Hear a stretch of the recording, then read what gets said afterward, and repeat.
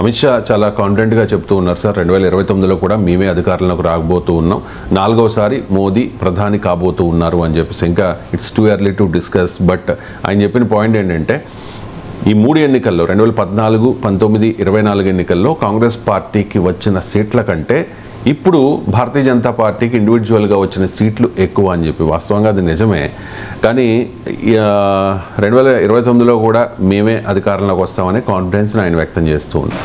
ఈ విపక్ష को जो चैं करनी है करने दीजिए, आप चिंता मत करिए, 29 में भी एनडीए ही आएगा, मोदी जी। ये मालूम नहीं है कि 3 चुनाव में कांग्रेस को जितनी सीटें मिली उससे ज्यादा सीटें बीजेपी इस चुनाव में जीती। केवल सरकार 5 साल पूरा करेगी, अगली टर्म भी इसी सरकार की है, विपक्ष में बैठने की तैयारी रखना।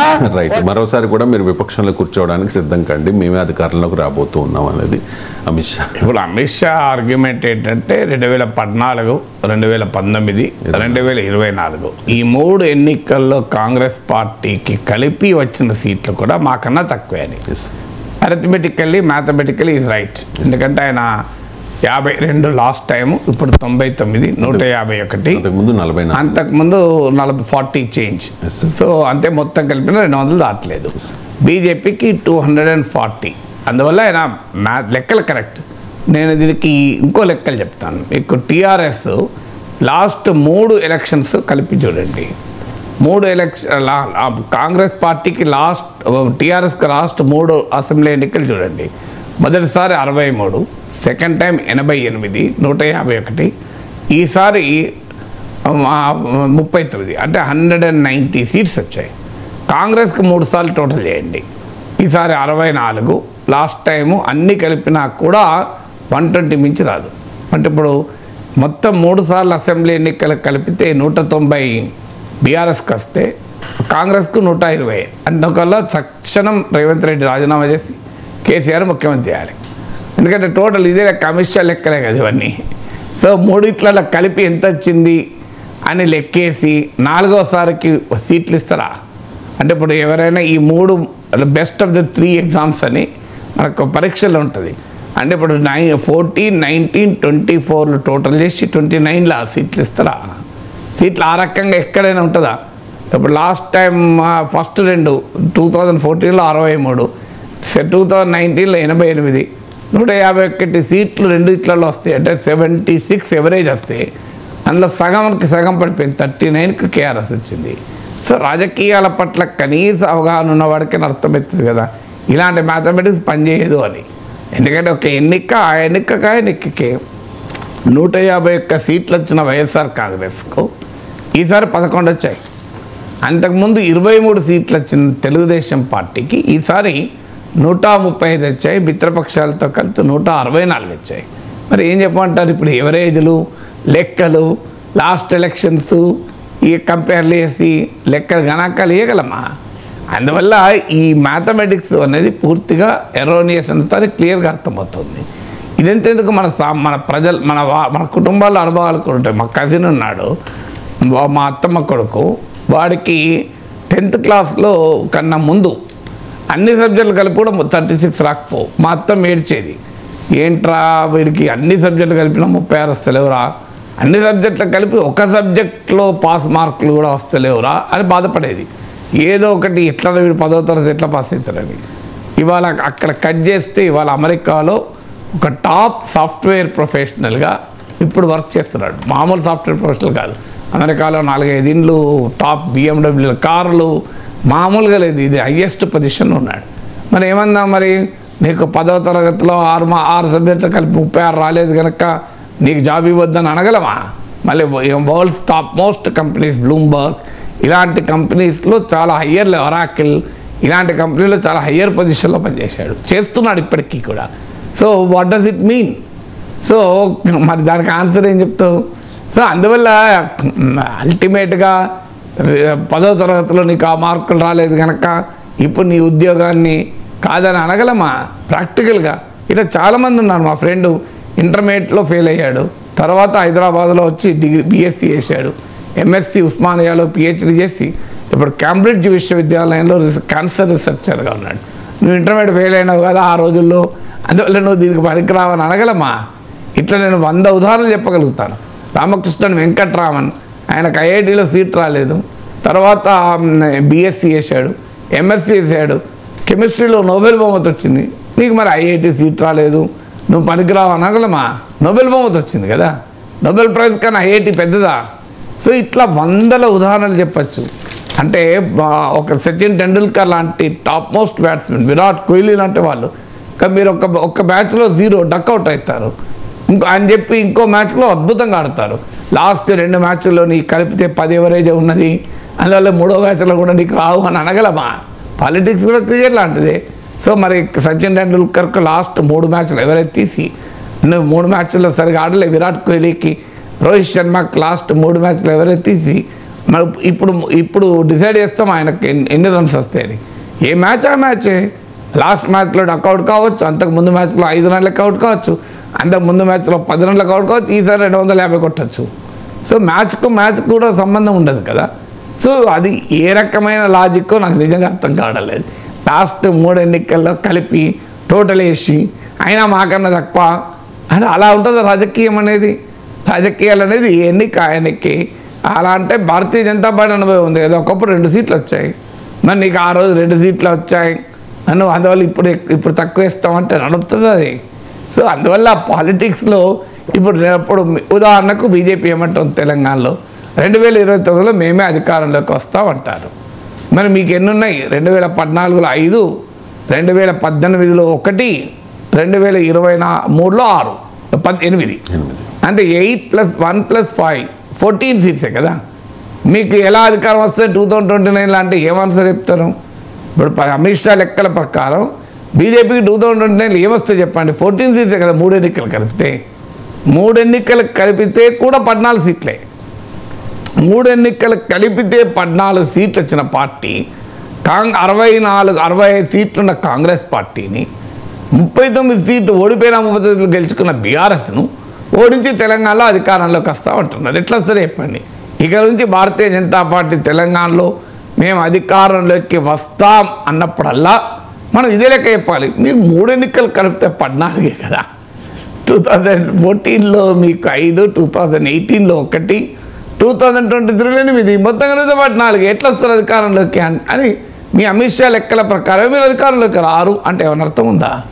జనసేన 2019 ఎన్నికల్లో 1 సీటు గెలుచుకుంది, పవన్ కళ్యాణ్ 2 సీట్లలో ఓడిపోయాడు. ఇవాళ అంటే అర్థం ఏంటి?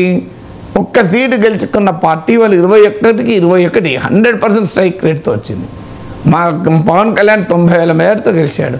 లాస్ట్ టైం ఓడిపోయిన లోకేష్ 90,000 మేరతో గెలిచాడు. ఎలా సాధ్యమైంది మరి ఇది? సో అంటే ప్రజాస్వామ్యంలో ఎలా సాధ్యమవుతుంది? నేను లాస్ట్ టైం 1 సీట్ వచ్చింది, ఇప్పుడు ఆల్రెడీ 2 ఇస్తాం, 3 ఇస్తాం, 21 ఇస్తాం అన్నారా ప్రజలు? 21 ఇచ్చేశారు కదా ప్రజలు. సో అందువల్ల ప్రజలు ఇచ్చే తీర్పును మ్యాథమెటిక్స్తో అర్థమెటిక్స్తో కలుస్తామని అమిత్ షా స్థాయిలో రాజకీయ అనుభవం ఉన్న వ్యక్తి మాట్లాడితే ఆయనకు తెలియక కాదు. ఆయన అంత అమ్మాయి కూడా అమిత్ షాకు రాజకీయ పాండిత్యం మనకు అందరూ తెలియదా?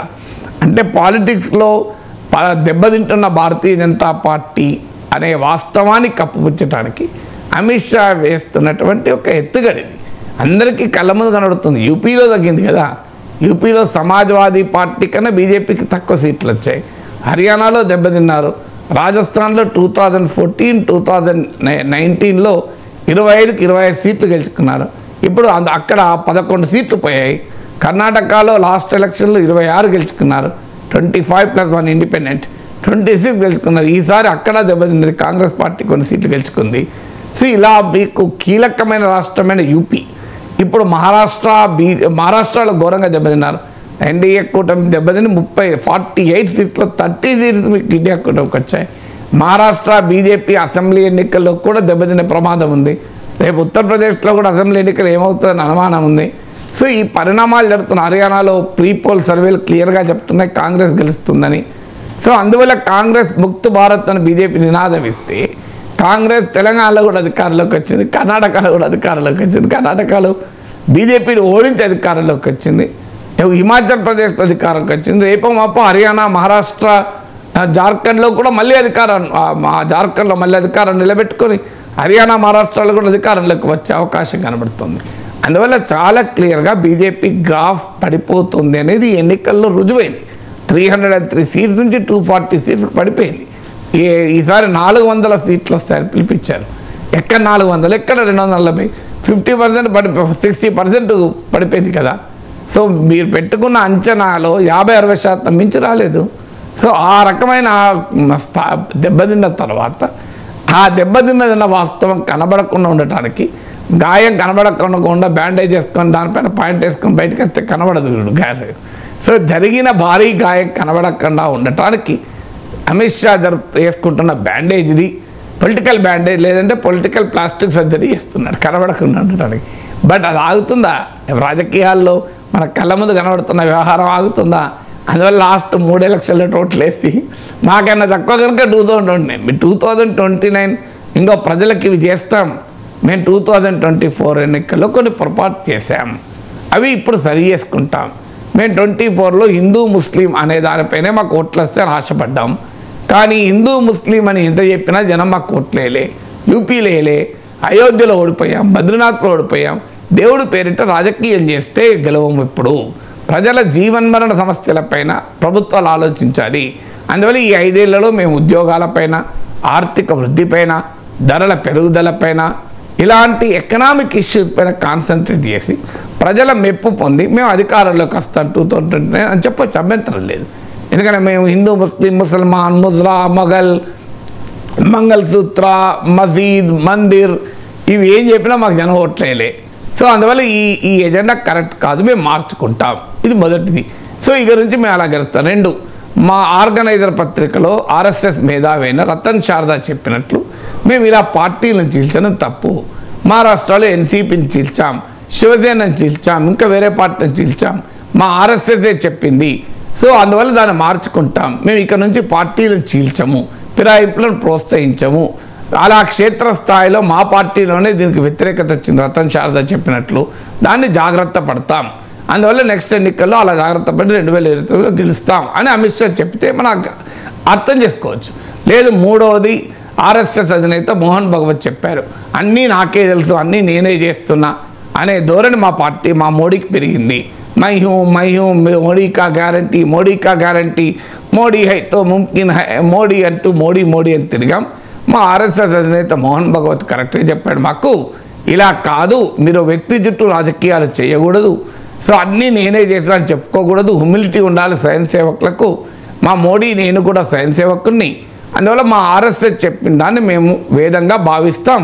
అందువల్ల మా మోడీ తన వైఖరి మార్చుకొని అంతా తానే అని చెప్పుకోడు, పార్టీని గౌరవిస్తాడు, ప్రజల్ని గౌరవిస్తాడు, ప్రతిపక్షాలు గౌరవిస్తాడు. మా ఆర్ఎస్ఎస్ అధినేత మోహన్ భగవత్ కూడా చెప్పాడు, ప్రతిపక్షాలు శత్రువులు కాదు, ప్రత్యర్థులు మాత్రమే. అందువల్ల ఆర్ఎస్ఎస్ అధినేత మోహన్ భగవత్ చెప్పింది మాకు శిరసాహించుతాం. ఆ రకంగా మారిన మోడీతో మేము ఎన్నికల్లో గెలుస్తాం అని చెప్పొచ్చు. 3వ పద్ధతి. 4వ పద్ధతి ఏంటి? మేము రాజకీయాల్లో మమ్మల్ని వ్యతిరేకిస్తే ఈడీని, సిబిఐని పంపిస్తాం, మమ్మల్ని వ్యతిరేకించిన జర్నలిస్టులపైన రాజద్రోహ నేరం పెడతాం, మమ్మల్ని వ్యతిరేకిస్తే వారిని తీవ్రవాద కార్యకలాపాలు వ్యతిరేక చట్టం కింద జర్నలిస్ట్ అయితే లోపలేస్తాం, మేము ఎవరిని మాట్లాడనీయం, ఎవరిపైనైనా చర్యలు తీసుకుంటాం. కానీ ఇలాంటివన్నీ చేసాం. కానీ అది ప్రజలు అంగీకరించడం లేదు. ప్రజలు ప్రజాస్వామ్యవాదాన్ని కోరుకుంటున్నారు, ప్రజలు ఫెడరలిజాన్ని కోరుకుంటున్నారు, ప్రజలు సెక్యులరిజాన్ని కోరుకుంటారు. అందువల్ల మేము ఈ రాజ్యాంగ విలువలకు కట్టుబడి ఉంటాం, ఇక నుంచి మేము ఇవన్నీ చెయ్యం. ఆ రకంగా మళ్ళీ ప్రజల విశ్వాసాన్ని చూరగని మేము 2029లో గెలుస్తాం అని చెప్పడం వల్ల కనీసం ఎస్ కరెక్టే కదా. సో బీజేపీ తన పొరపాట్లను సరి చేసుకుంది కదా, మళ్ళీ 2029లో అధికారంలోకి వస్తుంది. బీజేపీ ఓడిపోయింది కానీ దెబ్బతినలేదు కదా, దెబ్బతిన్నది కానీ ఓడిపోలే కదా. బీజేపీ ఇప్పుడు అధికారంలో ఉంది, ఇవేముంది, తను తప్పుడు అర్థం చేసుకుని సరి చేసుకుంటే మళ్ళీ పైకి వస్తుంది. నిజమే కదా. ఇప్పుడు మిగతా పార్టీల కన్నా కూడా బీజేపీకి అవకాశం ఎక్కువ ఉంటుంది, ఎందుకంటే ఆల్రెడీ బలంగా ఉన్నది. కేవలం కొన్ని తప్పుల వల్ల కొంత బలం తగ్గింది. ఆ తప్పులు కనుక మళ్ళీ సరి చేసుకున్నారనుకోండి మళ్ళీ ఉంటుంది. కొంత ఈ మధ్య పండుగలు అయ్యాయి, పెళ్ళిళ్ళు అయ్యాయి, ఫంక్షన్లు అయ్యాయి, కనుక స్వీట్లు ఎక్కువ తిన్న వరకు HbA1c కాస్త పెరిగింది, షుగర్ లెవెల్. కొంత టాబ్లెట్లు వాడతా, మళ్ళీ టాబ్లెట్లో కూడా నేను వెంటనే కొంత ఎక్సర్సైజ్ చేస్తా, ఆహార అలవాట్లు మార్చుకుంటా అంటే తగ్గుతుంది. ఏముంది, మిగతా వాళ్ళకన్నా ఆల్రెడీ డయాబెటీస్ ఇన్సులిన్ ఎక్కించుకునే వాడు తగ్గదు, కానీ వీళ్ళకేం తగ్గదు? ఏదో కొద్ది ఆహార నియమాలు పక్కకు తప్పడం వల్ల, ఎక్సర్సైజ్ చేయకపోవడం వల్ల పెరిగింది. అది మళ్ళీ కంట్రోల్. అందువల్ల బీజేపీకి ఎక్కువ అవకాశం ఉంటుంది తప్పులు సరి చేసుకుంటే మళ్ళీ రావటానికి. సో కానీ ఆ ధోరణి లేదు కదా. ఆ ధోరణి వదిలేదు 2014లో, 19లో, 24లో మూడిట్ల టోట్లేసి 2029 డిసైడ్ చేస్తామంటే మన తెలంగాణలో బీజేపీ జీవితంలో శాశ్వతంగా అధికారంలోకి రాదు. దానికి సిద్ధమా? తెలంగాణ బీజేపీ నాయకులు అంగీకరిస్తారు అమిత్ షా చెప్పిన లెక్కల సిద్ధాంతాన్ని. దానికి ఆన్సర్ ఉండాలి కదా. అందువల్ల లెక్కల సిద్ధాంతం కాదు, రాజకీయ వైఖరిలు మార్చుకోవాలి. ఎక్కడ పొరపాట్లు జరిగాయనేది అనేక ఎన్నికల స్టడీస్ చెప్తున్నాయి కదా. Let the BJP learn from the studies. నేర్చుకుంటే బాగా బయటపడతారు. కాంగ్రెస్ నేర్చుకుంది కనుక 52 నుంచి 99 అయ్యారు కదా. ఇలా రాహుల్ గాంధీ లీడర్ ఆఫ్ అపోజిషన్గా చాలా పవర్ఫుల్ పాత్ర ఎలా పోషించగలుగుతున్నాడు? నేర్చుకున్నాడు కనుకనే పోషించగలుగుతున్నాడు. ఎవరైనా నేర్చుకుంటే ఏముంది దానికి? సో ఇంకా భావోద్వేగ రాజకీయాలు ఎల్లకాలం పనిచేయవు. ఎమోషనల్ పాలిటిక్స్, ఇంకా చైనా పేరు చెప్పి, పాకిస్తాన్ పేరు చెప్పి, రాముని పేరు చెప్పి, కృష్ణుని పేరు చెప్పి ఓట్లు ఎప్పుడు రావు. కొన్నిసార్లు అయినా కనీసం ప్రజలు ఉద్యోగాలు, ధరలు, వీటి గురించి ఆలోచిస్తారు. వాటిని అడ్రస్ చేయండి. సో వాటిని అడ్రస్ చేస్తే సమస్య పోతుంది కదా. సో అందువల్ల ఎన్నికలకు ముందు చైనాని తిడతాం, ఎన్నికల తర్వాత మళ్ళీ చైనా పెట్టుబడులు పెద్ద ఎత్తున ఆకర్షించాలని చెప్పి ఎకనామిక్ సర్వేలు చెప్పుకుంటాం. ఈ డూప్లిసిటీ అనేది ప్రజలు అర్థం చేసుకుంటారు. క్లియర్గా ఎన్నికల కొరకే, ప్రజల భావోద్వేగాలు రెచ్చగొట్టే ఓట్ల కొరకే చైనాకు వ్యతిరేకంగా మాట్లాడతారు. ఎన్నికలు అయిపోయిన వెంటనే వచ్చిన మొదటి బడ్జెట్ ఎకనామిక్ సర్వేలోనే చైనా నుంచి పెద్ద ఎత్తున ఎఫ్డీఐని ఆకర్షించాలని చెప్తారు. సో జనం అది చూడడానికి కళ్ళ ముందు కనబడుతున్నది కదా. జనానికి అర్థం కాకపోతే చెప్పేటోడు మాలాంటోడు ఉంటాడు కదా ఎప్పుడైనా. సో అందువల్ల అల్టిమేట్గా రాజకీయాలు మారితే 2029 గెలుస్తారు. అది కూడా నేను ఏదో నాగేశ్వర్ చెప్పింది పాటించమని అంటలేను. ఆర్ఎస్ఎస్ చెప్పింది పాటించండి, మోహన్ భగవత్ గారు చెప్పింది పాటించండి, రతన్ శారదా గారు రాసింది చదవండి. ఆర్గనైజర్ పత్రికలో చాలా డీటెయిల్గా బీజేపీ ఎందుకు ఓడిపోయారో రాశాడు. So is a very good author, మంచి నాలెడ్జబుల్ పర్సన్. నేను కూడా రిపబ్లిక్ టీవీ డిబేట్లో 2 రోజులు కలిసి ఆయనతో, అందువల్ల నాకు కూడా పర్సనల్గా తెలుసు. సో ఆ రతన్ శారదా చెప్పింది ఫాలో కండి, మారుతారు కదా. అది మార్చుకోండి. కానీ ఈ లెక్కలేసి 29 వస్తామంటే अंतकన్నా आश्चर्य ఏముంటది। अनुसूचित जातियों व अनुसूचित जनजातियों के भीतर उप वर्गीकरण नहीं किया जा सकता है। 1 अगस्त 2024 के इस निर्णय के बाद जहां जो पार्टी सत्ता में होगी वह अपनी अपनी राजनीति के हिसाब से अदलती बदलती रहेगी। राज्य सरकारें अपने अपने वोट बैंक के लिए अपनी मनचाही जातियों को आरक्षण का अनुचित लाभ देने का प्रयास करेंगी। వర్గీకరణ విషయంలో ఎన్డీఏ పక్షాల్లోనే భిన్నాభిప్రాయాలు ఉన్నాయి sir. LJP and Republican party of India ఈ రెండు కూడా ఛాలెంజ్ చేయడానికి అంటే సుప్రీంకోర్టు తీర్పుని ఛాలెంజ్ చేయడానికి సిద్ధమవుతున్న పరిస్థితి। కానీ ఈ తెలంగాణ భారతీయ జనతా పార్టీ నాయకులు మాత్రం ఈ క్రెడిట్ తమదేనంటూ తాము క్లెయిమ్ చేసుకునే ప్రయత్నం చేస్తూ ఉన్నారు। ఎన్డీఏ పక్షాల్లోనే ఎందుకు ఈ భేదాభిప్రాయాలు అభిప్రాయ భేదాలు? अनुसूचित जाति का आधार अनटचेबिलिटी है, इसका कोई शैक्षणिक आधार नहीं है, इसका कोई आर्थिक आधार नहीं है। ये जो भेदभाव जिसकी वजह से ऐसी कास्ट को संविधान में शेड्यूल किया गया और जो शेड्यूल कास्ट कहलाई, इनका आधार हमेशा से छुआछूत रहा है, अनटचेबिलिटी रहा है। ऐसे में इसमें क्रीमी लेयर का प्रावधान हो ही नहीं सकता। रिजर्वेशन विद इन रिजर्वेशन ये कहीं से जायज नहीं, क्योंकि आज भी इतने समय के बाद आज भी उदाहरण एक दलित लड़के का ही मिलता है जिसको घोड़ी पे चढ़ने से रोका जाता है, एक दलित परिवार का ही मिलता है जिसको मंदिर में प्रवेश करने से रोका जाता है। कई ऐसे बड़े नाम भी हैं, मैं नाम नहीं लूंगा, बट कई ऐसे नाम हैं जो बड़े पदों पर है, पर अगर वो मंदिर जाते हैं तो उसके बाद मंदिर को गंगा जल से धुलवाया जाता है। तो आज भी भेदभाव छुआछूत के आधार पर हो रहा है। तो ऐसे में रिजर्वेशन विद इन रिजर्वेशन हम लोग भी कतई इससे सहमत नहीं है और लोक जनशक्ति पार्टी रामविलास सुप्रीम कोर्ट में पुनर्विचार याचिका दाखिल हम लोग करने जा रहे हैं। అంటే ఇప్పుడు ఎన్డీఏ అనేది కూటమి, ఒక పార్టీ కాదు। ఒక కూటమిలో ఉన్న పార్టీలకు భిన్నమైన అభిప్రాయాలు ఉండవచ్చు కదా, అదేమీ నేరం కాదు। ఎందుకంటే అయితే సమస్య ఏంటంటే భిన్నమైన అభిప్రాయాలు ఉండడం వేరు, కూటమి వైఖరి ఏంటి అనేది ముఖ్యం. సో బీజేపీకి ఒక వైఖరి, ఎల్జేపీకి ఒక వైఖరి, లేదా రిపబ్లికన్ పార్టీకి ఒక వైఖరి ఉండడం తప్పు కాదు. ఎందుకంటే కూటమి అంటేనే ఆ పద్ధతి. ఇప్పుడు మీకు ఇండియా కూటమిలో లేదా డిఎంకే నాయకుడు సనాతన ధర్మం పైన వివాదాస్పద వ్యాఖ్యలు చేశారు, కాంగ్రెస్ దాన్ని అంగీకరించలేదు. సో ఇలా కొన్ని అంశాలపైన భిన్నమైన వ్యాఖ్యలు ఉంటాయి రాజకీయాల్లో. అన్ని 4 పార్టీలు కలిసి కూటమిగా ఏర్పడినప్పుడు 4 పార్టీలకు ఒకే విధానం ఉండదు. ఇప్పుడు ముస్లింలో వెనుకబడిన వర్గాలకు రిజర్వేషన్లు ఇవ్వడానికి బీజేపీ వ్యతిరేకం, తెలుగుదేశం ఇది సామాజిక న్యాయం అన్నది, బీజేపీ దీన్ని సంతుష్టీకరణ రాజకీయం అన్నది, విశాఖ స్టీల్ ప్లాంట్ ప్రైవేటీకరణ టీడీపీ జనసేన వద్దంటోంది, బీజేపీ మేము ససేమిరా ముమ్మాటికి ప్రైవేటీకరించి తీరుతామంటున్నారు. ఇలా క్యాస్ట్ సెన్సెస్ జేడీయూ నాయకుడు నితీష్ కుమార్ కుల జనగణన జరపాలంటున్నాడు, బీజేపీ దాన్ని వ్యతిరేకిస్తోంది. ఇలా వివిధ అంశాలపైన వితిన్ ది కూటమి డిఫరెన్సెస్ ఉంటాయి, ఉండడం ఏమీ ఆశ్చర్యము లేదు, నేరము కాదు. That is part of the democratic process. అందువల్ల ఒకే రాజకీయ పార్టీలోనే భిన్నాభిప్రాయాలు ఉంటాయి. అలాంటి 4-5 పార్టీలు కలిసినప్పుడు భిన్నాభిప్రాయాలు ఉండవా? అందువల్ల ఇవి ఇండియా కూటమిలో లేవా? అనేక పాలసీ ఇష్యూస్ పైన ఇండియా కూటమిలో ఇప్పటికీ ఏకాభిప్రాయం లేదు. అందువల్ల ఎన్డీఏలో కూడా ఉండకపోవడం తప్పు కాదు, ఆశ్చర్యం కాదు. కానీ అల్టిమేట్గా ఎన్డీఏ ఇవాళ ప్రభుత్వంలో ఉంది, నువ్వు ఏం చేస్తావు? ఇప్పుడు సుప్రీంకోర్టు తీర్పు ఉంది, సుప్రీంకోర్టు తీర్పును ఎవరు అమలు చేయాలి? సుప్రీంకోర్టు ఇది అమలు చేయదు కదా. సుప్రీంకోర్టు ఏమన్నది? ఎస్సీలు ఎస్టీల్లో వర్గీకరణ చేసుకోవచ్చు అన్నది. ఈ వర్గీకరణ అనేది క్వాంటిఫైయబుల్ డెమాన్స్ట్రబుల్ డేటా ఆధారంగా చేయాలి అని క్లియర్గా చెప్పింది. అంటే నిర్దిష్టంగా డేటా సమాచారాన్ని సేకరించి సామాజిక ఆర్థిక వెనుకబాటుతనము అణచివేత ఉన్నట్లుగా, రిజర్వేషన్ ఫలితాలు పొందడంలో అసమానతలు ఉన్నట్లుగా గుర్తించి వర్గీకరణ చేయాలి అన్నారు.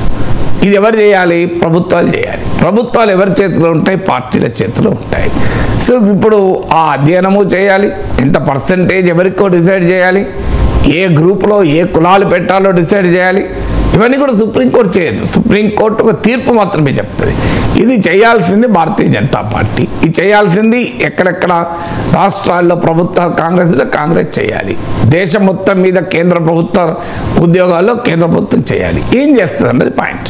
ఎందుకంటే బీజేపీ ఏమో మేము వర్గీకరణకు అనుకూలం, అసలు మోడీ వల్లనే వర్గీకరణ సాధ్యమైంది అని బీజేపీ నాయకులు చెప్తున్నారు. అది కూడా తెలంగాణ నాయకులు చెప్తున్నారు. ఆంధ్ర బీజేపీ నాయకులు ఎక్కువ మాట్లాడతలేరు, జాతీయ బీజేపీ నాయకులు అసలే మాట్లాడతలేరు. ఎందుకు మాట్లాడతలేరో మా గతంలో కూడా చెప్పాను. తెలంగాణలో వర్గీకరణ కోరుతున్న మాదిగలు జనాభాలో రిలేటివ్లీ సాపేక్షకంగా చూసినప్పుడు ఎక్కువ, ఆంధ్రలో వర్గీకరణ వ్యతిరేకించే మాలలు ఎక్కువ. అందుకే ఆంధ్రప్రదేశ్లో భారతీయ జనతా పార్టీ మాట్లాడదు, పెద్దగా అడావుడు చేయదు. మీరు తెలుగుదేశం పార్టీ ఎక్కడన్నా ఒక పెద్ద ర్యాలీ తీసిందా? చంద్రబాబు నాయుడు చెప్పాడు కదా, నా వల్లనే అయింది, నేనే మొదలుపెట్టాను. నిజం కూడా ఉమ్మడి రాష్ట్రంలో ఈ వర్గీకరణ మొదలుపెట్టింది చంద్రబాబు నాయుడు. ఆయన ప్రభుత్వ నిర్ణయాన్ని వ్యతిరేకంగానే supreme court case EV Chinnaiah versus state of Andhra Pradesh.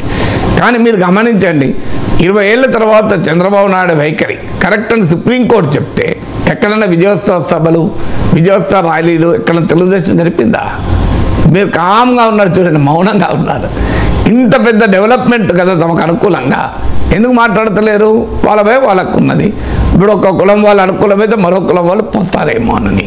అందుకే భారతీయ జనతా పార్టీ జాతీయ నాయకత్వం కూడా తెలంగాణలో మాదిగలు వస్తారేమో లేదో తెలియదు. అసెంబ్లీ ఎన్నికలకు ముందు మోడీ నేను వర్గీకరణకు అనుకూలం కృష్ణన్న నాయకత్వంలో పోరాడతామన్నా కూడా మాదిగలు కాంగ్రెస్కి ఓటేశారు. ఎక్కడ బీజేపీకి ఓటేసిన దాఖలాలు లేవు.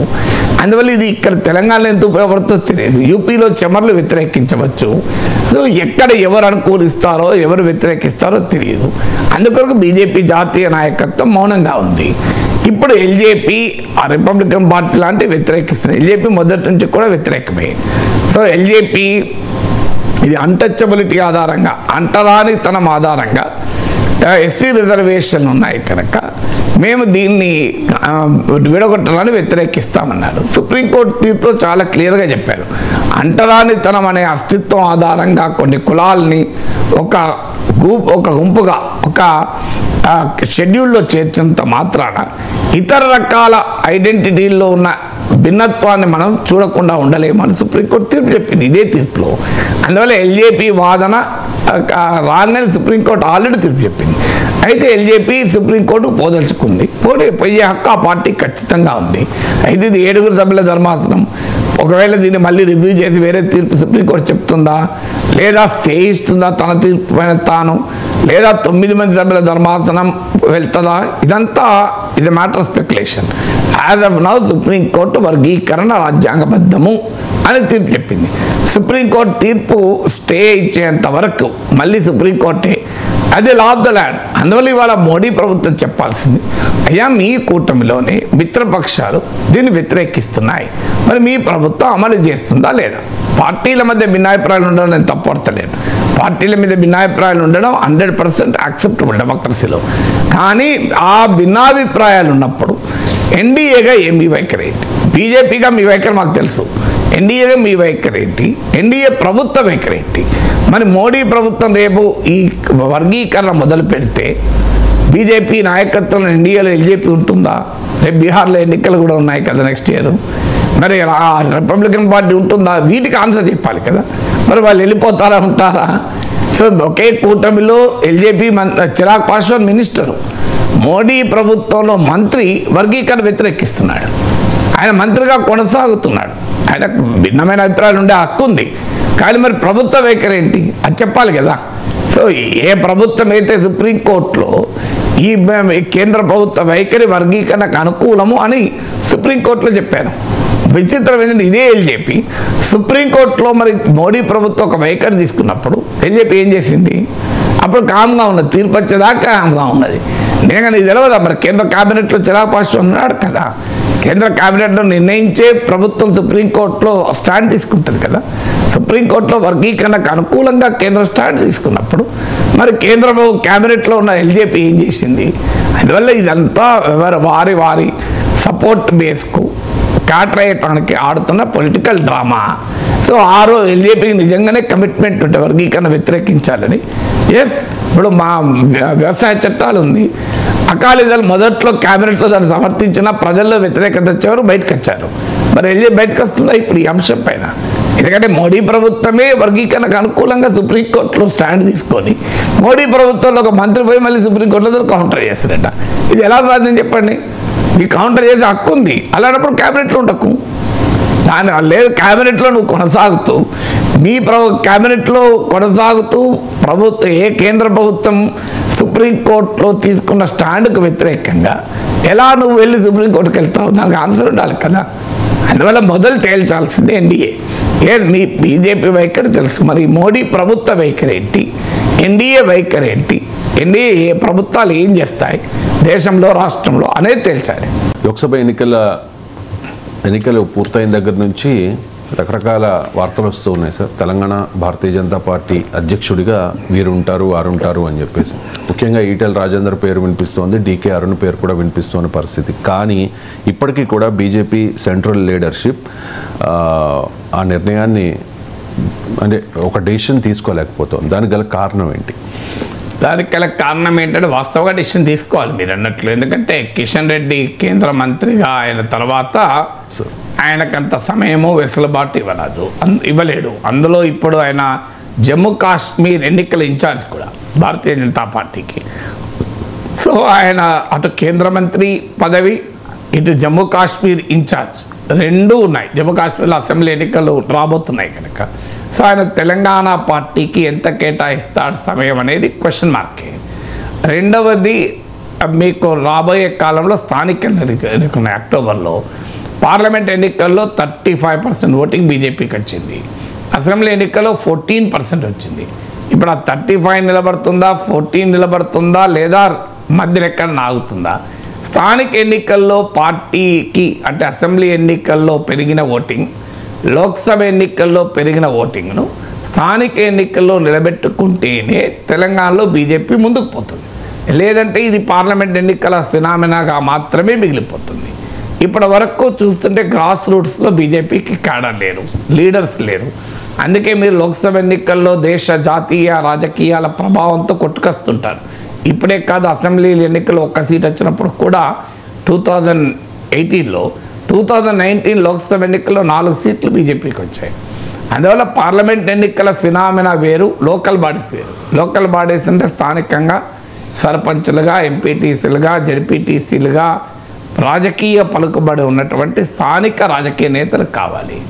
బీజేపీ ఆశించింది ఏంటంటే ఇతర పార్టీ నుంచి ముఖ్యంగా బీఆర్ఎస్ నుంచి ఓటు ట్రాన్స్ఫర్ అయినట్లే నాయకులంతా వచ్చేస్తారు, అందులో కాంగ్రెస్లకు వెళ్ళగలిగే వాళ్ళు కాంగ్రెస్కి వెళ్తారు, బీజేపీకి కాంగ్రెస్లో వెళ్ళలేని వారు బీజేపీకి వస్తారు అని భావించారు. ఆ ప్రక్రియ ఇప్పటి వరకు జరగడం లేదు. కాంగ్రెస్లోకే వెళ్ళడం లేదు. ఉన్నది 10 మంది వెళ్ళారు, ఆగింది. కాంగ్రెస్లోకి 26 మంది వెళ్తారా ఎప్పుడు అనేది అనుమానాస్పదంగానే ఉంది. వాళ్ళు వెయిట్ చేస్తున్నారు, కాంగ్రెస్ గ్రాఫ్ ఏమైనా పడిపోతుందా, మళ్ళీ కాంగ్రెస్ గ్రాఫ్ పడిపోతే నెక్స్ట్ టైంకైనా బీఆర్ఎస్కి అవకాశం ఉంటుంది కదా, చూద్దాం, ఈ స్థానిక ఎన్నికల ఫలితాలను కూడా చూసి నిర్ణయాలు తీసుకుందామని కొంతమంది ఎమ్మెల్యేలు వెయిట్ చేస్తున్నట్టుగా కనబడుతుంది. అందువల్ల బీఆర్ఎస్ నుంచి 20% ఓటు బీజేపీకి షిఫ్ట్ అయింది పార్లమెంట్ ఎన్నికల్లో. మరి కానీ లోకల్ బాడీస్ ఎలక్షన్లో క్లియర్గా ఈ షిఫ్ట్ ఉండే అవకాశం లేదు. అందువల్ల బీఆర్ఎస్ కనుక మళ్ళీ నిలదొక్కుంటే కాంగ్రెస్ పార్టీ కన్నా ఎక్కువ స్థానాలు తెచ్చుకోవడం పక్కకు పెట్టు, బీజేపీ కన్నా లోకల్ బాడీస్లో బెటర్ పర్ఫార్మెన్స్ కనుక బీఆర్ఎస్ చూపగలిగితే బీజేపీకి ఇప్పటిదాకా వచ్చిన అడ్వాంటేజ్ కాస్త పోతుంది. అందువల్ల బీజేపీకి పార్టీ రాష్ట్ర అధ్యక్షుడు నుండి పార్టీ యంత్రాంగాన్ని పూర్తిగా సమాయత్తం చేస్తేనే ఇటీవల వచ్చిన అడ్వాంటేజ్ నిలుపుకొని ప్రిన్సిపల్ అపోజిషన్ స్పేస్లో ఉంటుంది. అందువల్ల స్థానిక ఎన్నికలు బీఆర్ఎస్కు చాలా కీలకం, బీజేపీకి కూడా చాలా కీలకం. బీజేపీకి ఆధిక్యత నిలుపుకోవడానికి కీలకం, బీఆర్ఎస్ అస్తిత్వం నిలుపుకోవడానికి కీలకం. అందువల్ల ఇప్పటి వరకు ట్రెండ్ చూస్తుంటే బీఆర్ఎస్ ఉన్నంత చురుగ్గా బీజేపీ లేదు. పోనీ పబ్లిక్ ఇష్యూస్ పైన ఇటీవల అసెంబ్లీలో చూసిన బీజేపీ ఎమ్మెల్యేల పర్ఫార్మెన్స్తో పోలిస్తే బీఆర్ఎస్ ఎమ్మెల్యేలు చాలా బెటర్గా బీఆర్ఎస్ పక్షం పర్ఫామ్ చేసింది. అయితే బీఆర్ఎస్కు 38లో 10 మంది పోతే 28 ఉంది. బీజేపీకి 8 మందే ఉన్నారు కదా అని 28తో సంబంధం లేదు. ఎందుకంటే సభలో ఉండేది స్ట్రెంత్ ఒకటే నిర్ణయించదు. సభలో ఇప్పుడు అక్బరుద్దీన్ ఎంఐఎం 7 ఉన్నారు, కానీ అక్బరుద్దీన్ ఓవైసీ రోజు మీడియాలో ఎందుకు వస్తారు? ఇప్పుడు ఒక్కరున్నప్పుడు కూడా కమ్యూనిస్ట్ సభ్యులు నోముల నరసింహయ్య ఇలాంటి వాళ్ళు, ఒక్కరిద్దరు ఉండి కూడా నర్రా రాఘవరెడ్డి లాంటి వాళ్ళు, జైపాల్ రెడ్డి లాంటి వాళ్ళు, వెంకయ్యనాయుడు లాంటి వాళ్ళు అసెంబ్లీని అడలెత్తించలేదా?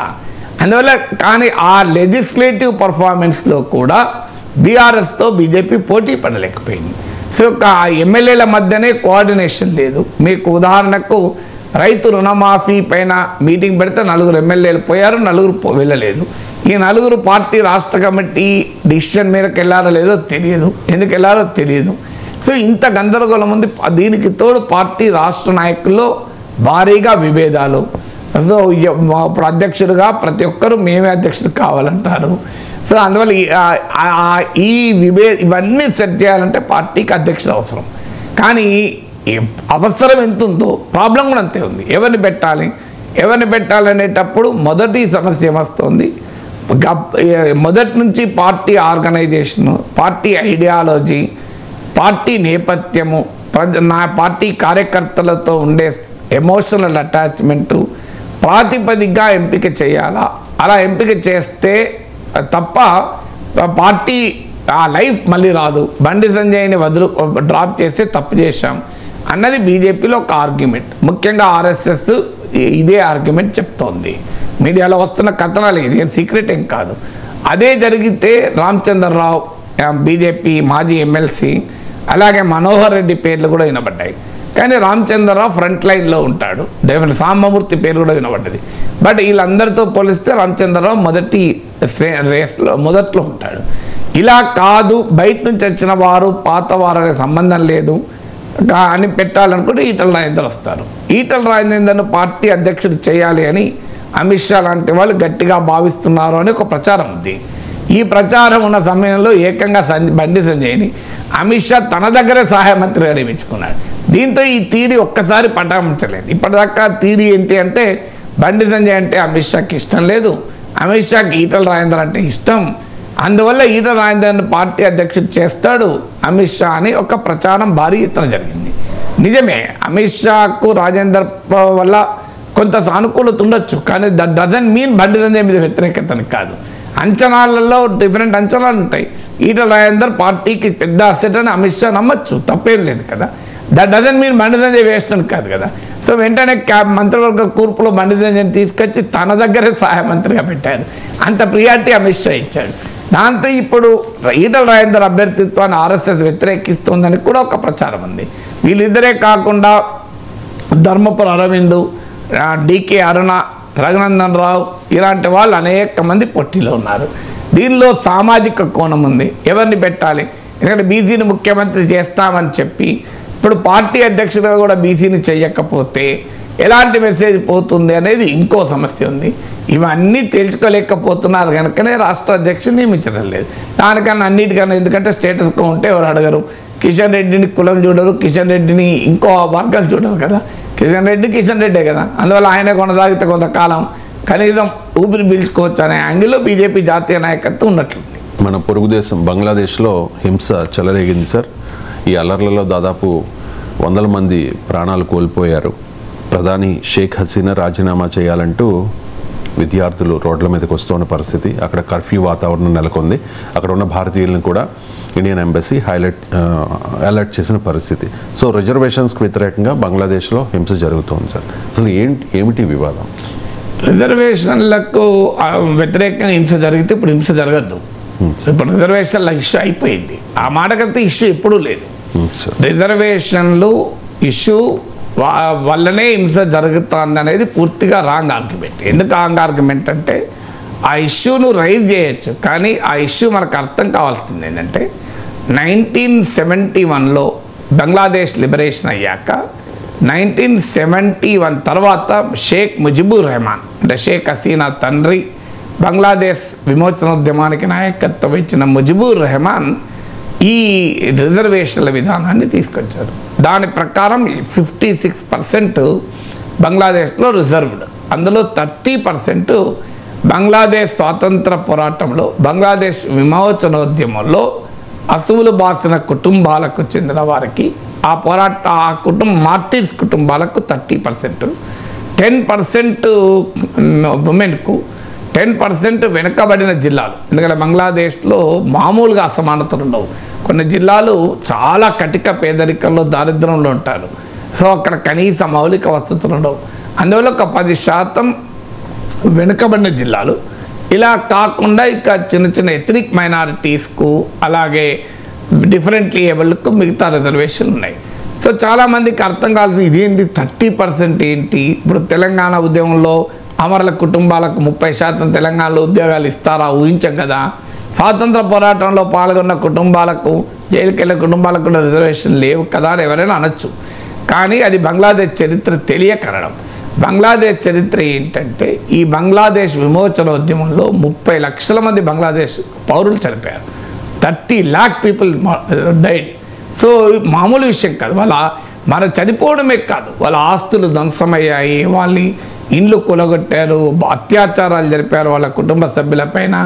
వారికి ఏది లేని దీనమైన పరిస్థితికి నెట్టివేయబడ్డారు. ఇదన్నిటికీ కారణం పాకిస్తాన్. అప్పుడు బంగ్లాదేశ్ తూర్పు పాకిస్తాన్గా ఉండే, పాకిస్తాన్ పశ్చిమ పాకిస్తాన్గా ఉండే. పాకిస్తాన్ సైన్యం జరిపిన దుర్మార్గాలు. ఈ సైన్యానికి మద్దతుగా బంగ్లాదేశ్లో కూడా ఒక పెద్ద సెక్షన్ మత దురహంకారము, మతోన్మాద సెక్షన్ బంగ్లాదేశ్ స్వాతంత్రాన్ని వ్యతిరేకిస్తారు. వాళ్ళు ఎంత ఉన్నారనడానికి ఉదాహరణ 1970లో బంగ్లాదేశ్లో ఎన్నికలు జరిగితే షేక్ ముజిబుర్ రెహమాన్ భారీ మెజార్టీతో ఎన్నికయ్యారు. ఎన్నికైతే ఆ ఎన్నికను గుర్తించకుండా పాకిస్తాన్ ఈ ఊచకోత ప్రారంభిస్తే బంగ్లాదేశ్ విమోచనోద్యమం మొదలైంది ముజిబుర్ రెహమాన్ కింద. అప్పుడు కూడా ఆయన షేక్ ముజిబుర్ రెహమాన్ డిమాండ్ ఏంటి? బంగ్లాదేశ్కు సపరిపాలన ఉండాలి అని. అప్పుడు కూడా 30% దీన్ని వ్యతిరేకించారు. అంటే ఎప్పుడు కూడా బంగ్లాదేశ్ సమాజంలో ఓ 30% వరకైనా 20 to 30, 40% వరకు కూడా బంగ్లాదేశ్ ఒక స్వతంత్ర దేశంగా ఉండడాన్ని, బంగ్లాదేశ్ ఒక సెక్యులర్ కంట్రీగా ఉండడాన్ని, బంగ్లాదేశ్ ఒక డెమోక్రటిక్ కంట్రీగా ఉండడాన్ని వ్యతిరేకిస్తుంటారు. ఆ రాజకీయ శక్తులు రకరకాల రూపాల్లో బంగ్లాదేశ్లో పనిచేస్తుంటారు. అది బంగ్లాదేశ్కు చెందిన జమాత్ ఇస్లామీ కావచ్చు, బంగ్లాదేశ్కు చెందినటువంటి బంగ్లా నేషనలిస్ట్ పార్టీ BNP కావచ్చు, ఇలాంటి పార్టీల రూపంలో ఉంటాయి. సో వీరు బంగ్లాదేశ్లో ఎప్పుడు ఉంటారు. సో వాళ్ళు గతంలో ఉన్నారు, ఇప్పుడు ఉన్నారు, విమోచన ముందుగా ఉన్నారు. సో సహజంగానే వారి సహకారంతోనే పాకిస్తాన్ సైన్యము బంగ్లాదేశ్లో స్వాతంత్రం కోరుతున్న వారిపైన భయంకరమైన హత్యాకాండ జరిపింది. అందులో 30 లక్షల మంది చనిపోయారు. వీళ్ళనే రజాకర్లు అంటారు. అంటే బంగ్లాదేశ్లో ఉంటూ పాకిస్తాన్ సైన్యానికి సహకరించిన మతోన్మాద మూకల్ని రజాకర్లు అంటారు. సో ఈ పాకిస్తాన్ సైన్యము రజాకర్లు కలిపి బంగ్లాదేశ్లో జరిపిన మారణ హోమంలో 30 లక్షల మంది చనిపోయారు. అనేక మంది ఆస్తులు గల్లంతయ్యాయి, అత్యాచారాలకు గురయ్యారు. ఇంత ఎనార్మిటీ ఆఫ్ ద ప్రాబ్లం. అందుకే వారికి 30% రిజర్వేషన్లు ఇచ్చారు. కానీ అది అవామీ లీగ్ ప్రభుత్వం, అంటే ముజిబుర్ రెహమాన్ పార్టీ ప్రభుత్వం ఉన్నప్పుడే అమలైంది. మధ్యలో జియావుర్ రెహమాన్, అలాగే హెచ్ఎం ఎర్షాద్, ఖలీదా జియా వీళ్ళు ప్రతిపక్షాల అధికారంలో ఉన్నప్పుడు అది ఎన్నడూ అసలుగా అమలు కాలేదు కూడా. ఆ తర్వాత షేక్ హసీనా అంటే ముజిబుర్ రెహమాన్ కూతురు, అవామీ లీగ్ నాయకురాలు, ఏ పార్టీ అయితే ఈ రిజర్వేషన్ విధానాన్ని పట్టుకొచ్చిందో ఆ పార్టీ ప్రభుత్వమే 2018లో దీన్ని రద్దు చేసింది. ఇంకెక్కడ విమర్శ? ఇప్పుడు అవామీ లీగ్ ఇప్పుడు అధికారంలో ఉంది, షేక్ హసీనా అధికారం ఉంది. ఆమె 2018లో రిజర్వేషన్ రద్దు చేసింది, కంప్లీట్గా రద్దు చేసింది. మా కేవలం 30% తగ్గించడం కాదు, 2018లో రిజర్వేషన్ వ్యతిరేక ఉద్యమాలు చెలరేగినప్పుడు షేక్ హసీనా ప్రభుత్వమే, అవామీ లీగ్ ప్రభుత్వమే రిజర్వేషన్ రద్దు చేశారు. ఇక రద్దు చేసినాక ఇక్కడ ఇష్యూ ఎక్కడిది? అయితే ఇప్పుడు ఎందుకు మరి ఇటీవల ప్రాబ్లం వచ్చిందంటే 2018లో రద్దు చేశాక ఇటీవల ఈ బంగ్లాదేశ్ విమోచనోద్యమ కుటుంబాలకు చెందిన కొంతమంది హైకోర్టుకి వెళ్ళారు. హైకోర్టు ఈ రిజర్వేషన్లను పునరుద్ధరిస్తూ తీర్పు చెప్పింది. దానికి వ్యతిరేకంగానే ఈ ఆందోళన మొదలైంది. కానీ విచిత్రం ఏంటంటే ప్రభుత్వ వైఖరి, విద్యార్థుల డిమాండ్లు ఒకటే.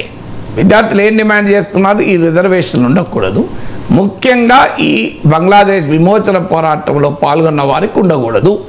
ఇది కేవలం అవామీ లీగ్ మద్దతుదారులైన కుటుంబాలకే లాభం జరుగుతుందని విమర్శ. అవామీ లీగ్ ప్రభుత్వమే రద్దు చేసింది 2018లో. రద్దు చేయడమే కాదు, సుప్రీంకోర్టులో ఛాలెంజ్ కూడా ప్రభుత్వమే చేసింది. అంటే విద్యార్థుల డిమాండ్ ప్రభుత్వం కూడా అంగీకరించింది. సుప్రీంకోర్టులో ఛాలెంజ్ చేసింది. సుప్రీంకోర్టు కూడా ఇటీవల తీర్పు చెప్పి ఈ రిజర్వేషన్లను తగ్గిస్తూ తీర్పు చెప్పింది. కేవలం 7% తగ్గించింది. అంటే 5%, 30% ఉన్న బంగ్లా విమోచనోద్యమ కుటుంబాలకు ఉన్న 30% రిజర్వేషన్ 5% తగ్గించారు. ఇప్పుడు విమర్శ ఇక పోరాటం ఎక్కడిది? ఇది రిజర్వేషన్లకే కోసమే అయితే ఆల్రెడీ 2018లో ప్రభుత్వం రద్దు చేసింది. హైకోర్టు పునరుద్ధరిస్తే సుప్రీంకోర్టు దాన్ని మళ్ళీ 5% తగ్గించింది. ఇప్పుడున్న ప్రభుత్వము అవామీ లీగ్ ప్రభుత్వం, ఈ ప్రభుత్వమే రిజర్వేషన్లు తెచ్చింది. ఈ ప్రభుత్వమే ఈ రిజర్వేషన్లకు వ్యతిరేకంగా హైకోర్టు తీర్పు వ్యతిరేకంగా సుప్రీంకోర్టుకి వెళ్ళింది. ఇక ప్రాబ్లం ఎక్కడిది అంటే చాలా క్లియర్గా ఇది రిజర్వేషన్ల పైన వ్యక్తమైన ఆందోళన అయినప్పటికీ దీని వెనకాల అనేక ఇంటర్నల్ అండ్ ఎక్స్టర్నల్ ఫోర్సెస్ ఉన్నాయి. ఈ ఇంటర్నల్ ఫోర్సెస్ ఎవరు? అందరికీ తెలుసు. బంగ్లాదేశ్ స్వాతంత్రాన్ని అంగీకరించిన వాళ్ళు, బంగ్లాదేశ్ ఒక సెక్యులర్ కంట్రీగా ఉండడాన్ని అంగీకరించిన వాళ్ళు, బంగ్లాదేశ్ ఒక డెమోక్రటిక్ కంట్రీగా ఉండకూడదని భావించే మత దురహంకార మూకలు, మతోన్మాద మూకలు, ఇస్లామిక్ శక్తులు వీళ్ళందరూ ఇప్పుడు ఇందులో జాయిన్ అయ్యారు. నిజంగానే ఇది విద్యార్థుల పోరాటంగానే ఉంటే ఈ స్థాయిలో హింసాకాండ చెలరేగేది కాదు, ఈ స్థాయిలో ప్రభుత్వాన్ని సవాల్ చేయగలిగే వాళ్ళే కాదు. అందులో ఆ విద్యార్థులకు కూడా ఇప్పుడు ఏంటి డిమాండు? ఆల్రెడీ ప్రభుత్వమే రద్దు చేసింది. గతంలో ప్రభుత్వమే సుప్రీంకోర్టులో సవాల్ చేసింది. సుప్రీంకోర్టు కూడా దాని 5% తగ్గించింది. అఫ్కోర్స్ విద్యార్థులు మొత్తానికి ఉండకూడదు అంటున్నారు. కానీ రిజర్వేషన్ల విషయంలో ఇప్పుడున్న ప్రభుత్వ వైఖరి, విద్యార్థుల వైఖరి ఒకటే. మరి ఒకటే అయినప్పుడు ఎందుకు ఆ ప్రభుత్వం పైన పోరాడాలి? ఇప్పుడు ఇక రిజర్వేషన్లు కూడా కాదు, ఇప్పుడు తాజా డిమాండ్ అంటే షేక్ హసీనా ప్రభుత్వం రద్దు వెళ్ళిపోవాలి. దీనికి కారణం కూడా ఏంటంటే, ఒకటి నేను ఇంతకుముందు చెప్పినట్లు బంగ్లాదేశ్ సమాజంలోనే ఒక బలమైన వర్గము మతోన్మాద రాజకీయాలకు, మతోన్మాద భావాలకు అనుకూలము, సెక్యులర్ డెమోక్రటిక్ బంగ్లాదేశ్ని అంగీకరించరు, పాకిస్తాన్ నుంచి బంగ్లాదేశ్ స్వాతంత్రాన్ని అంగీకరించని శక్తులు వీళ్ళు. సో వీళ్ళు ఎప్పుడు కూడా బంగ్లాదేశ్లో అవకాశం కొరకు ఎదురు చూస్తుంటారు. ఇవాళ విద్యార్థుల ఆందోళన వాళ్ళకి అవకాశం ఇచ్చింది. అందువల్ల ఈ ఇంటర్నల్ ఫోర్సెస్ అంటే ఒక డెమోక్రటిక్ సెక్యులర్ రిపబ్లిక్గా ఇండిపెండెంట్ దేశంగా బంగ్లాదేశ్ ఉండడాన్ని అంగీకరించేది వారు. ఒక మాటలో చెప్పాలంటే రజాకర్లు. అదే మాట షేక్ హసీనా అన్నది, ఇది విద్యార్థి నిరసన కాదు, రజాకర్లు ఉన్నారని. అయితే షేక్ హసీనా చేసిన పొరపాటు ఏంటంటే ఇది రజాకర్ల ఉద్యమంగా మాత్రమే ఆమె వ్యాఖ్యానించింది. ఇందులో జెన్యున్ స్టూడెంట్ యాంగర్ కూడా ఉంది. రిజర్వేషన్లపైనే కాదు, ఎకానమీలో ఉన్న ఛాలెంజెస్ ఉన్నాయి, ధరలు విపరీతంగా పెరుగుతున్నది, అన్ఎంప్లాయ్మెంట్ పెరుగుతున్నది. కానీ ఇది షేక్ హసీనా ప్రభుత్వ హయాంలోనే బంగ్లాదేశ్ ఒక ఎకనామిక్ మిరాకిల్గా డెవలప్ అయింది. ఒక దశలో బంగ్లాదేశ్ పర్ క్యాపిటల్ ఇన్కమ్ మన భారతదేశ పర్ క్యాపిటల్ ఇన్కమ్ దాటింది. అందువల్ల బంగ్లాదేశ్లో తాజాగా కొన్ని ఎకనామిక్ ఇష్యూస్ ఉన్నమాట నిజం. కానీ అదే సమయంలో ఇదే అవామీ లీగ్ ప్రభుత్వ హయాంలోనే బంగ్లాదేశ్ ఈ మేరకైన ఆర్థిక శక్తిగా నిలబడ్డది. కానీ బంగ్లాదేశ్ ఆర్థిక శక్తిగా నిలబడాన్ని కూడా ప్రపంచంలో కొన్ని దేశాలు అంగీకరించవు. పాకిస్తాన్ అంగీకరించదు బంగ్లాదేశ్ ఇలా ఉండడం. అందువల్ల ఎక్స్టర్నల్ ఫోర్సెస్ ఇందులో ఉన్నాయి, ఇంటర్నల్ ఫోర్సెస్ ఇందులో ఉన్నాయి. దీనికి తోడు అవామీ లీగ్ గత అనేక టర్మ్స్లో అధికారంలోకి ఉంది. దానివల్ల ఒక భావన ఏంటంటే ఈ ఎన్నికలు బోగస్సు. ఇటీవల ఎన్నికలపై కూడా చాలా విమర్శలు వచ్చాయి, ఎన్నికలు ఫేర్గా జరగలేదు అని. అందువల్ల అవామీ లీగ్ రాజకీయంగా అధికారంలో ఉండడాన్ని యాక్సెప్ట్ చేయని సమాజం కూడా ఉంది. అంటే ఆ ఎన్నికలు ఫేర్గా జరగలేదు, ఇదంతా ఎందుకంటే 40% మించి ఓటింగ్ జరగలేదు. ప్రస్తుతం ప్రతిపక్షాలు మొత్తం బాయ్కాట్ చేశాయి. సో ఎన్నికల లెజిటిమసీని సమాజంలో క్వశ్చన్ చేస్తున్నారు. ఎకనామిక్ అన్రెస్ట్ వల్ల ఫ్రస్ట్రేషన్ ఉంది, రిజర్వేషన్ల పట్ల వ్యతిరేకత ఉంది. ఈ మూడు బంగ్లాదేశ్లో యూత్లో విద్యార్థుల్లో జెన్యున్ యాంగర్ ఉన్నమాట నిజం. ఈ జెన్యున్ యాంగర్కు ఫ్రస్ట్రేటెడ్ అపోజిషన్, అంటే బంగ్లాదేశ్లో అవామీ లీగ్ ప్రభుత్వాన్ని ఎదుర్కోచాత కానీ ప్రతిపక్షాలు, ముఖ్యంగా ఇస్లామిక్ జిహాదీ శక్తులు, అలాగే పాకిస్తాన్ అనుకూల శక్తులు, వీళ్ళందరూ దీనికి అగ్నికి ఆజ్యం పోస్తూ బంగ్లాదేశ్లో విద్యార్థుల ఆగ్రహాన్ని తమకు అనుకూలంగా మార్చుకొని షేక్ హసీనా ప్రభుత్వాన్ని కూల్చడానికి ఒక కుట్రగా దీన్ని మనం చూడాలి. ఇందులో భారతదేశానికి కూడా చాలా నష్టం. ఎందుకంటే భారతదేశానికి అవామీ లీగ్ మంచి మిత్రదేశం, అది కూడా ఒక డైమెన్షన్ ఉంది. ఇండియా వల్లనే అవామీ లీగ్ హసీనా ఈ రకంగా ఉండగలుగుతుంది. అందువల్ల బంగ్లాదేశ్ ఇదేదో కేవలం రిజర్వేషన్ల పైన స్టూడెంట్ ప్రొటెస్ట్గా చూడకూడదు. ఇది చాలా క్లియర్గా పొలిటికల్ టర్న్ తీసుకుంది. సెక్యులర్ డెమోక్రటిక్ బంగ్లాదేశ్ను వ్యతిరేకించి పాకిస్తాన్ నుంచి స్వాతంత్రం పొందడాన్ని వ్యతిరేకించే శక్తులే కూడా దీంట్లో ఇమిడి ఉన్నాయి. అదే సమయంలో జెన్యున్ ఇష్యూస్ ఉన్నాయి. బంగ్లాదేశ్ ప్రభుత్వం చూడాల్సింది జెన్యున్ ఇష్యూస్ను అడ్రస్ చేయాలి. అది అడ్రస్ చేయకుండా మొత్తం రజాకర్ల పని అని కొట్టేస్తే రజాకర్లే బలపడతారు.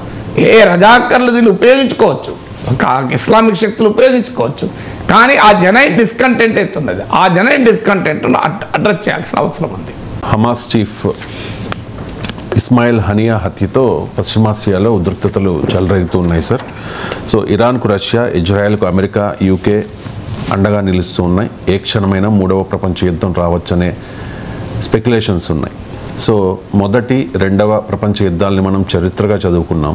సో ఈ ఉద్రిక్తతల నేపథ్యంలో ఇది మూడవ ప్రపంచ యుద్ధానికి దారితీస్తుందా? ప్రశ్న అడగడమే నాకు ఆశ్చర్యం. ఎందుకు అడుగుతున్నారంటే పేపర్లో ఫ్రంట్ పేలో వచ్చింది. మన జర్నలిజంలో ఉన్న ఒక హాలోనెస్ ఇది తెలియజేస్తుంది. మూడో ప్రపంచ యుద్ధం అంటే ముచ్చట అనుకుంటున్నారా? మన వారికి మూడో ప్రపంచ యుద్ధం బీఆర్ఎస్ ఎమ్మెల్యేలు కాంగ్రెస్కి వెళ్ళడం ఒకటే, మన పత్రికలకు మన మీడియాకు. దీంట్లో ఏం తేడా లేదు. బీఆర్ఎస్ నుంచి 10 మంది ఎమ్మెల్యేలు పోతారా అని చెప్పి క్వశ్చన్ మార్క్ లేదు స్పెక్యులేట్ చేసిన చూడు. అలాగే మూడో ప్రపంచ యుద్ధం వస్తుందా అని స్పెక్యులేట్ చేస్తారు. అంటే ఒక రాజకీయ పరిణామాలు పెద్దిరెడ్డి రామచంద్రారెడ్డి ఇరాన్ ఒక్కటే మనకు. మన రాజకీయాలు ఎట్లుంటాయి? వైసీపీ రాజ్యసభ సభ్యులు టీడీపీలు బీజేపీలు టీడీపీ వెళ్తారా, ఇరాన్ ఇజ్రాయెల్ యుద్ధం వస్తుందో కూడా ఒకటే మన వాళ్ళకు. మన మీడియాకు ఉన్నటువంటి హాలనెస్ తెలియజేస్తుంది. What do you mean by third world war? మూడో ప్రపంచ యుద్ధం అంటే ఇట్లాంటి ఉద్రిక్తతలు చాలా వచ్చాయి గతంలో. మూడో ప్రపంచ యుద్ధానికి కారణమైందా? డెఫినెట్గా పరిస్థితి ఆందోళనకరంగా ఉన్నమాట నిజం. అందులో ఇరాన్ ఇవాళ పత్రికలు ఏదో పత్రికలు చూశాను, మీరు చూడండి ఏ పత్రికను, ఇజ్రాయిల్ను కయ్యానికి కాలు దువ్వుతున్న ఇరాన్ అని హెడ్లైన్. ఇజ్రాయిల్కు అంటే తప్పు ఇరాన్ది అని. ఇజ్రాయెల్పై కయ్యానికి కాలు దూతోన్న ఇరాన్. ఇజ్రాయెల్పై కయ్యానికి కాలు దూతున్న ఇరాన్. అసలు ఆశ్చర్యం వేస్తుంది. అంటే ఆ అసోసియేటెడ్ ప్రెస్, ఆ వెస్టర్న్ న్యూస్ ఏజెన్సీల కథలను యాజ్ ఇట్ ఈస్గా ట్రాన్స్లేట్ చేశారు. తెలుగు పత్రికలు ఇంత అమాయకత్వాన్ని ప్రదర్శిస్తాయి.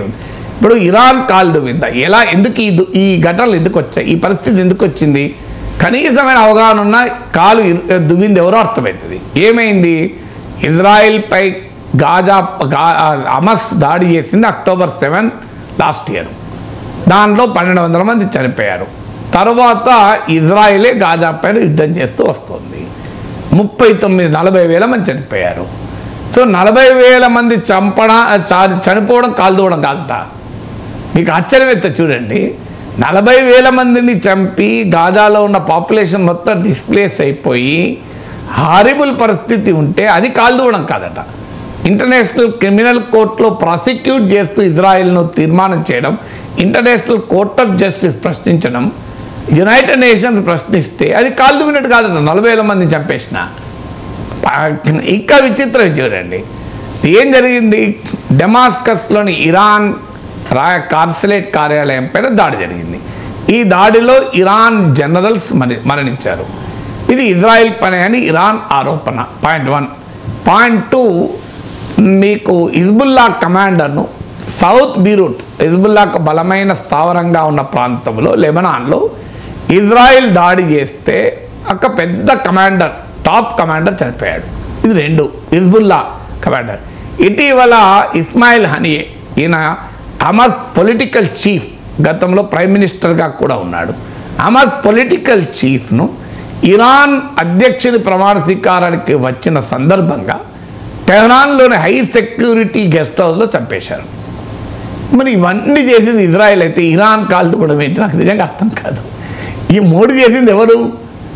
30,000-40,000 మందిని హమాస్ జరిపిన దాడి దుర్మార్గమైంది, కాదని ఎవరు అనడం లేదు. కానీ ఆ దుర్మార్గమైన దాడికి మీరు హమాస్ని శిక్షించు, పాలస్తీనా ప్రజలు ఎందుకు శిక్షిస్తావు? ఇప్పుడు ఒక కంట్రీ వేరు, ఒక ఫోర్స్ వేరు. ఒక కంట్రీ వేరు, ఫోర్స్ వేరు. ఇప్పుడు పాకిస్తాన్ మనకు తీవ్రవాదులను ఎగుమతి చేస్తుంది అని చెప్పి మనం పాకిస్తాన్ ప్రజలను చంపామా? ఇంతవరకు పాకిస్తాన్ ప్రజలు, మనం బాలాకోట్ స్ట్రైక్ జరిపాం.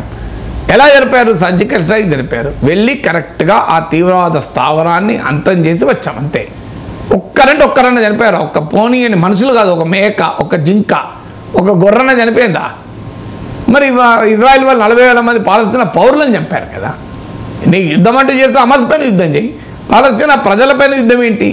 మన పాకిస్తాన్ ప్రజలపైన యుద్ధం చేయలేదు కదా, ఇన్నిసార్లు పాకిస్తాన్ పైన యుద్ధం చేశాం. నాకు ఒక్క ఎగ్జాంపుల్ చెప్పండి, భారత సైన్యాలు వెళ్ళి పాకిస్తాన్ ప్రజల్ని ఉచ్చకోతకు వస్తుంది. ఒక్క ఎగ్జాంపుల్ చెప్పండి, ఎన్నడూ చేయలేదు. మీరు ప్రజల్ని చంపరు, కొలేటరల్ డ్యామేజ్ ఉండొచ్చు, అంటే ఒక దాడి జరిగినప్పుడు పొరపాటున సివిలియన్ చనిపోవచ్చు. కానీ ఇక్కడ జరుగుతున్నది డైరెక్ట్గా ఇజ్రాయెల్ ఆసుపత్రులపైన బాంబులు వేస్తుంది. గాజాలో ఇజ్రాయెల్ పారిపోతున్న శరణార్థులపైన బాంబులు వేస్తుంది, ఆహార సరఫరాలు వద్దని అడ్డుకుంటుంది. ఇంత మారణహోమం చేస్తుందట, కాలు దువ్వడం లేదట, ఇరాన్ కాలు దువ్వుతుందట. అంటే ఇంత బయాస్డ్ కవరేజ్ ఎందుకుంటుంది అంటే తప్పు మన పత్రికలు కూడా కాదు, స్వతంత్ర అవగాహన లేక కేవలం ఆ associated press, American news agency, లేదా ఏజెన్సీ ఫ్రెంచ్ న్యూస్ ఏజెన్సీ, లేదంటే బ్రిటిష్ న్యూస్ ఏజెన్సీ రాయిటర్స్, వీళ్ళు ఇచ్చిన రిపోర్ట్లను యాజ్ ఇట్ ఈస్గా ట్రాన్స్లేట్ చేసి ఇట్లనే ఉంటుంది జర్నలిజం. సో మీకు ఇప్పుడు నేను ఇరాన్ కాలు దువ్విన ఒక ఉదాహరణ చెప్పండి. ఇప్పుడు ఎప్పుడు ఇరాన్ సిరియాలోని ఇరాన్ రాయబార కార్యాలయం పైన ఇజ్రాయెల్ దాడి చేసి మా జనరల్స్ని చంపినరు అని చెప్పి ఇరాన్ ఆరోపించి ఇజ్రాయెల్ పైన ఒకసారి దాడి చేశారు. దానికి మళ్ళీ ప్రతీకారంగా ఇజ్రాయెల్ కూడా దాడి చేసింది. అయిపోయింది కదా ఆ సైకిల్. ఇప్పుడు ఆ సైకిల్ అయిపోయినాక మళ్ళీ ఇరాన్ ఎక్కడ దాడి చేసింది? ఇరాన్ దాడి చేసిన ఒక ఉదాహరణ చెప్పండి. దాడి చేసింది ఇజ్రాయెల్. ఇక్కడ నేను 3 ఉదాహరణలు చెప్పాను మీకు. సిరియాలో దాడి చేసింది, ఇరాన్ టెహ్రాన్లో దాడి చేసింది, లెబనాన్లో దాడి చేసింది. సో ఇజ్రాయెల్ దాడి చేస్తే కాలు దువ్వుతోంది ఇరాన్ అని చెప్పి మన పత్రికలు రాస్తే ప్రజలకు పాపం ఈ పత్రికలే సోర్స్ కనుక అది నమ్ముతారు కదా. మన టీవీ ఛానళ్ళు కూడా అలాగే వస్తున్నాయి వార్తలు. ఎందుకు కారణం ఏంటంటే మన తెలుగు పత్రికల రిపోర్టర్లు టెహ్రాన్లో లేడు, టెల్-అవీవ్లో ఇజ్రాయెల్లో లేడు, బీరూట్లో లేడు. అప్పుడు ఏం చేయాలి? మనకంటూ ఒక అవగాహన, ఒక దృక్పథం ఉండాలి, అండర్స్టాండింగ్ ఉండాలి. అది లేకపోతే ఏం చేస్తారంటే ఈ వెస్టర్న్ న్యూస్ ఏజెన్సీస్ ప్రాపగండాను నమ్మే ప్రమాదం ఉంటుంది. ఇరాన్ తప్పితే ఇరాన్ అందాం, కానీ ఇప్పుడు ఇంత క్లియర్గా ఇజ్రాయిల్ ఇరాన్ పైన, లెబనాన్ పైన, సిరియా పైన, గాజా పైన అటాక్ చేస్తుంటే మీరు కాలు దూతోంది ఇరాన్ అంటే దానికి ఒకటి వాస్తవం. ఎప్పుడైతే హిజ్బుల్లాకు చెందినటువంటి వారు జోలాన్ హైట్స్ అంటారు, ఆ జోలాన్ హైట్స్లో అటాక్ చేశారు, అది కూడా సిరియా ప్రాంతం ఇజ్రాయెల్ ఆక్రమించి కూర్చున్నది.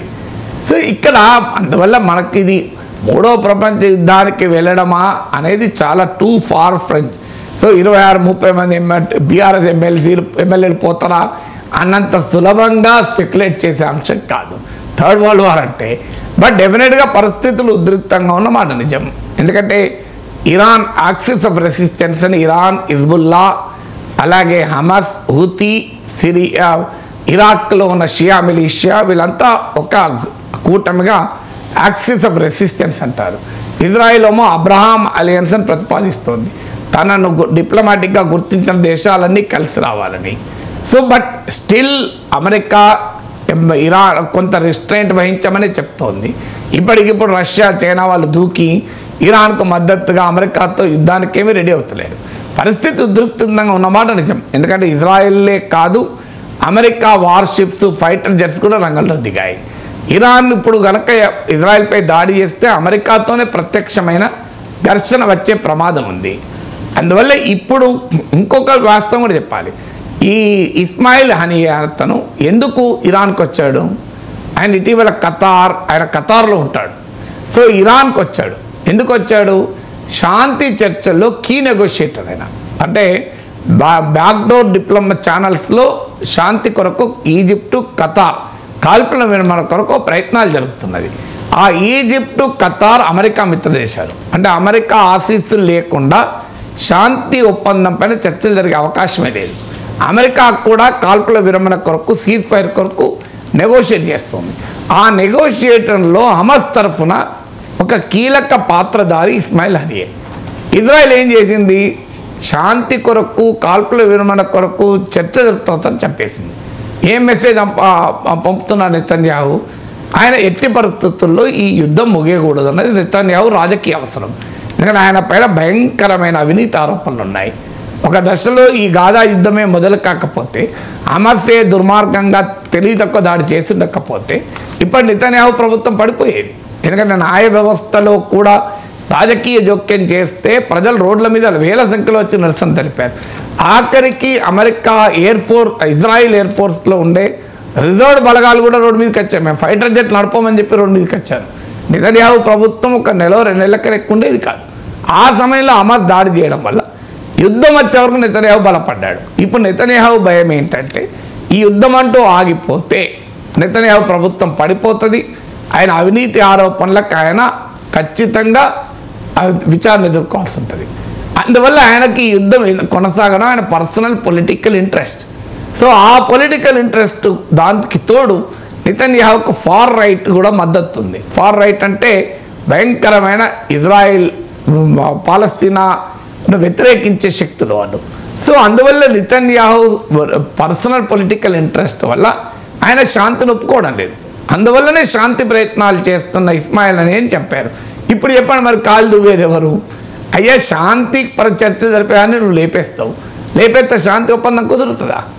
అందువల్ల ఈ మూడో ప్రపంచ యుద్ధానికి పోతుందని అనడు, కానీ డెఫినెట్గా ఈ యుద్ధం ముగుస్తుంది, పీస్ కుదురుతుంది అని కాస్తంత ఆశ కూడా ఉండే. ఎందుకంటే ఈజిప్టు, ఖతార్ ప్రయత్నాలు చేస్తున్నది, any moment ceasefire deal రావచ్చు అని. అది మాత్రం ఆగిపోయింది. వార్ ఇజ్రాయిల్, హమాస్ దాటి రీజనల్ ప్లేయర్స్ కూడా ఇన్వాల్వ్ అవుతున్నారు. బట్ థర్డ్ వరల్డ్ వార్ అనేది మాత్రం ఇట్ ఇస్ జస్ట్ స్పెక్యులేషన్. ఈ రకంగా రాజకీయ వార్తలు రాసినట్లు ప్రపంచ యుద్ధాల గురించి ఊహాగానాలు రాయకూడదు.